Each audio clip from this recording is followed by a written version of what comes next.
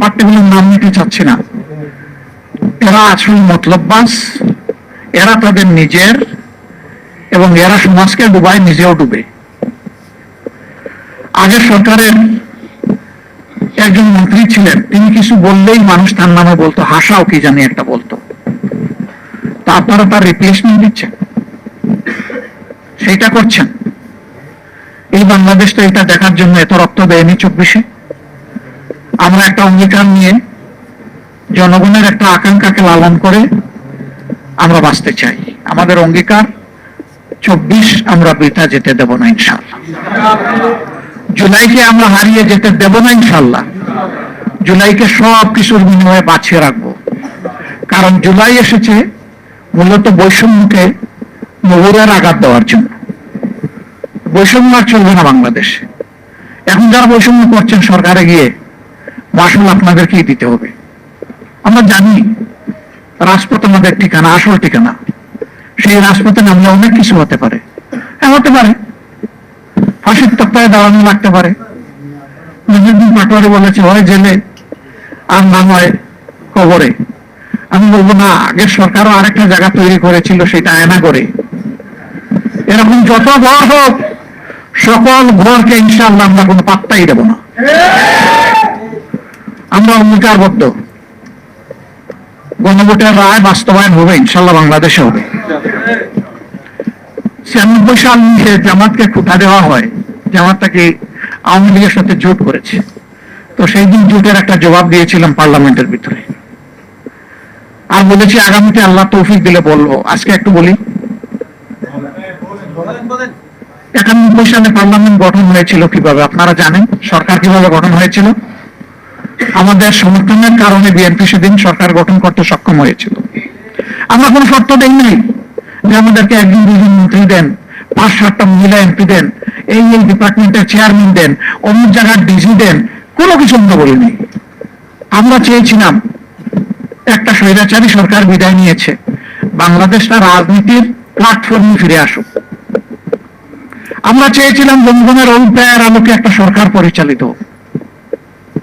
সরকার যখন গঠন হলো 94 সালে, অধ্যাপক গোলাম আজম সাহেব তৎকালীন ভারপ্রাপ্ত আমির জনাব আব্বাস আলী খানের নেতৃত্বে 4 জন তার ঘনিষ্ঠ দায়িত্বশীলকে পাঠালেন তৎকালীন প্রধানমন্ত্রীর কাছে। মাননীয় প্রধানমন্ত্রী, দলীয় সরকারের অধীনে নির্বাচন যখন বাংলাদেশে হয়েছে, প্রমাণ হয়েছে যে মানুষ স্বস্তিতে ভোট দিতে পারে না, মানুষের ভোটের কোন প্রয়োজন হয় না, রেজাল্ট আগে থেকেই তৈরি থাকে, শুধু প্রকাশের অপেক্ষায় থাকে। যদি এই ধরনের একটা নন পলিটিক্যাল অরাজনৈতিক সরকারের অধীনে এবারকার নির্বাচনও না হতো, আপনি সরকার গঠন করতে পারতেন না। এটা প্রমাণ হয়েছে যে জনগণের ভোটের রায়ের প্রতিফলন পাওয়া গেছে। এইটাকে স্থায়ীভাবে সংবিধানের অংশ করুন, বিলটা সরকারি দলের পক্ষ থেকে আনুন, ক্রেডিটটা আপনারা নেন। এটা বিরোধিতা করে কেউ পার পাবে না এবং সংসদে কেউ বিরোধিতা করবে না, কারণ এইটাতে একমত হয়েই তো এই নির্বাচন হয়েছে। আমাকে মাফ করবেন, তিনি দুনিয়া থেকে চলে গেছেন। তিনি সেদিন বলেছিলেন, খান সাহেব আপনি আমার পিতৃতুল্য, অন্য কিছু থাকলে বলেন। তখন আব্বাস আলী খান সাহেব বলেছিলেন যে আপনি আমাকে এই মর্যাদা দিয়েছেন পিতৃতুল্য, আমি কৃতজ্ঞ। আমি অন্য কোনো দায়িত্ব নিয়ে আজকে আসি নাই, তবে যেহেতু আপনি একটা মর্যাদা দিয়েছেন, সেই অভিজ্ঞতার জায়গা থেকে এতটুকু বলতে পারি, এই দাবিটা একদিন বাংলাদেশে বাস্তবায়িত হবে। এটা আপনার হাতে হবে না কার হাতে হবে আমি জানি না। এটা কি খুব সহজে হবে নাকি অনেক পানি গুলা করে হবে এটাও আমি জানি না, কিন্তু ইনশাআল্লাহ এটা হবে।